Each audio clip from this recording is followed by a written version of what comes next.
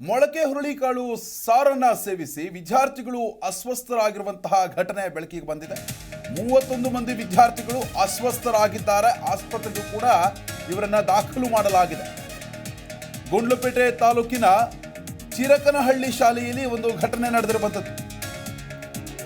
ಚಿರಕನಹಳ್ಳಿ ಹಿರಿಯ ಪ್ರಾಥಮಿಕ ಶಾಲೆಯಲ್ಲಿ ಮಧ್ಯಾಹ್ನ ಊಟವನ್ನು ಮಾಡಿರ್ತಾರೆ. ವಿದ್ಯಾರ್ಥಿಗಳು ಮೊಳಕೆ ಹುರುಳಿ ಸಾರನ್ನ ಸೇವಿಸಿರ್ತಾರೆ. ಹೀಗಾಗಿ ವಿದ್ಯಾರ್ಥಿಗಳ ದೇಹದಲ್ಲಿ ವ್ಯತ್ಯಾಸಗಳು ಕೂಡ ಕಂಡುಬರುತ್ತೆ. ಅಸ್ವಸ್ಥರಾಗಿರ್ತಾರೆ. ದೃಶ್ಯಾವಳಿಗಳಲ್ಲಿ ಗಮನಿಸ್ತಾ ಇದ್ದೀರಾ.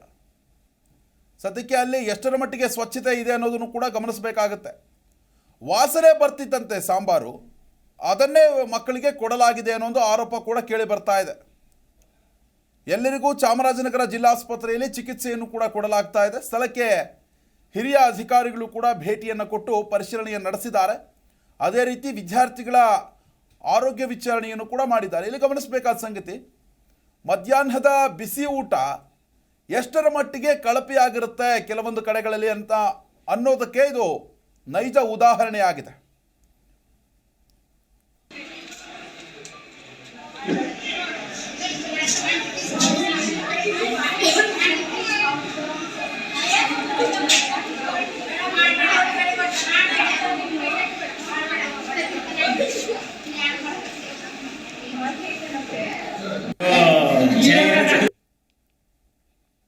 ಇನ್ನು ಈ ಬಗ್ಗೆ ಹೆಚ್ಚಿನ ಡೀಟೇಲ್ಸ್ ಅನ್ನು ನೀಡ್ತಾರೆ ನಮ್ಮ ಪ್ರತಿನಿಧಿ ಸುರೇಂದ್ರ. ದೂರವಾಣಿ ಸಂಪರ್ಕದಲ್ಲಿದ್ದಾರೆ. ಸುರೇಂದ್ರ, ನೋಡ್ತಾ ಇದ್ದೀವಿ ಇಷ್ಟರ ಮಟ್ಟಿಗಿನ ಅವ್ಯವಸ್ಥೆ ಆಗಿದೆ. ಸಾರು ವಾಸನೆ ಬರ್ತಾ ಇದ್ರೂ ಕೂಡ ಮಕ್ಕಳಿಗೆ ಅದೇ ಒಂದು ಸಾರನ್ನ ಬಡಿಸಲಾಗಿದೆ ಊಟಕ್ಕೆ ಅಂತ. ಇದರ ಹೊಣೆಯನ್ನು ಯಾರು ಹೊಡ್ತಾರೆ? ಅದೇ ರೀತಿ ಮಕ್ಕಳ ಆರೋಗ್ಯ ಸ್ಥಿತಿ ಹೇಗಿದೆ? ಅಲ್ಲಿನ ಶಾಲಾಡಳಿತ ಸಿಬ್ಬಂದಿ ಏನು ಹೇಳ್ತಾ ಇದ್ದಾರೆ ಈ ಘಟನೆ ಬಗ್ಗೆ ಅಂತ?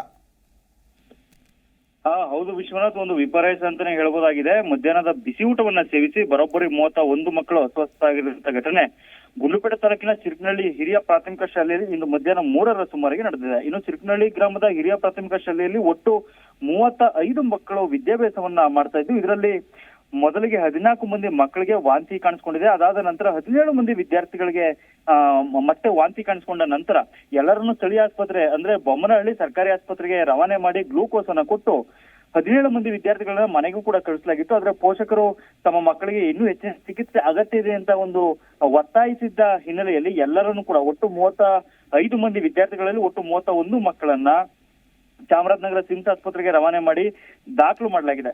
ಇನ್ನು ಅವರು ಮಧ್ಯಾಹ್ನ ಮೊಳಕೆ ಕಟ್ಟಿದ ಹುರುಳಿ ಸಾರನ್ನ ಸೇವಿಸಿದ್ರು ಅಂತ ಒಂದು ಮಾಹಿತಿ ಲಭ್ಯವಾಗಿದೆ. ಮತ್ತೆ ಸಾರು ಏನಾಗಿತ್ತು ಅಂತಂದ್ರೆ ವಾಸನೆ ಬರ್ತಾ ಇದ್ದಂತೆ ಮಕ್ಕಳು ಕೂಡ ಊಟ ಮಾಡಬೇಕಾದ ಸಂದರ್ಭದಲ್ಲಿ ಶಿಕ್ಷಕರಿಗೆ ಹಾಗೂ ಬಿಸಿ ಊಟದ ಸಿಬ್ಬಂದಿಗಳಿಗೆ ಹೇಳಿದ್ರು ಕೂಡ ಅದನ್ನ ನಿರ್ಲಕ್ಷ್ಯ ವಹಿಸಿ ಅವರಿಗೆ ಕೊಟ್ಟಿದ್ರಿಂದ ಈ ಅವಘಡ ಸಂಭವಿಸಿದೆ ಅಂತ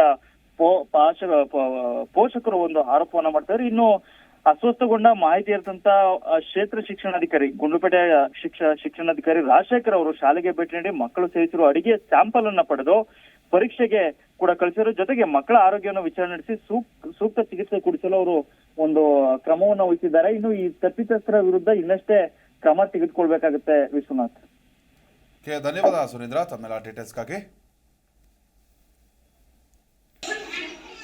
ಒಟ್ಟಾರೆಯಾಗಿ ಚಾಮರಾಜನಗರದ ಒಂದು ಶಾಲೆ ಏನಿದೆ ಆ ಶಾಲೆಯ ಅವ್ಯವಸ್ಥೆ ಇದೆ. ನಿಜವಾಗ್ಲೂ ಕೂಡ ಪೋಷಕರು ಕೂಡ ಆತಂಕವನ್ನು ವ್ಯಕ್ತಪಡಿಸ್ತಾ ಇರುವಂಥದ್ದು. ಯಾಕಂತಂದರೆ ಶಾಲೆಗೆ ಹೋದಂತಹ ಮಕ್ಕಳು ಮಧ್ಯಾಹ್ನದ ಬಿಸಿ ಊಟವನ್ನು ಸೇವಿಸಿ ಈ ರೀತಿಯಾಗಿ ಅಸ್ವಸ್ಥರಾಗ್ತಾರೆ ಅಂತಂದರೆ ಶಾಲೆಯಲ್ಲಿ ಕೊಡುವಂತಹ ಫುಡ್ ಕ್ವಾಲಿಟಿ ಎಷ್ಟರ ಮಟ್ಟಿಗಿರುತ್ತೆ, ಯಾರ ಮೇಲೆ ಈ ಒಂದು ತಪ್ಪನ್ನು ಹಾಕಬೇಕು ಅನ್ನೋ ಒಂದು ಚರ್ಚೆಗಳು ಕೂಡ ನಡೀತಾ ಇರುವಂಥದ್ದು. ಸದ್ಯಕ್ಕೆ ಹಿರಿಯ ಅಧಿಕಾರಿಗಳು ಕೂಡ ಸ್ಥಳಕ್ಕೆ ಭೇಟಿಯನ್ನು ಕೊಟ್ಟಿದ್ದಾರೆ. ಪರಿಶೀಲನೆಯನ್ನು ಕೂಡ ನಡೆಸ್ತಾ ಇದ್ದಾರೆ.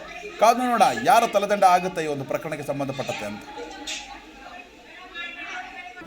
ಜಿ ಕನ್ನಡ ನ್ಯೂಸ್ ಈಗ ನಿಮ್ಮ ಮನೆಯಲ್ಲೇ ನೋಡಿ. ಎಲ್ಲ ಕೇಬಲ್ಗಳಲ್ಲಿ ಈಗ ಲಭ್ಯ.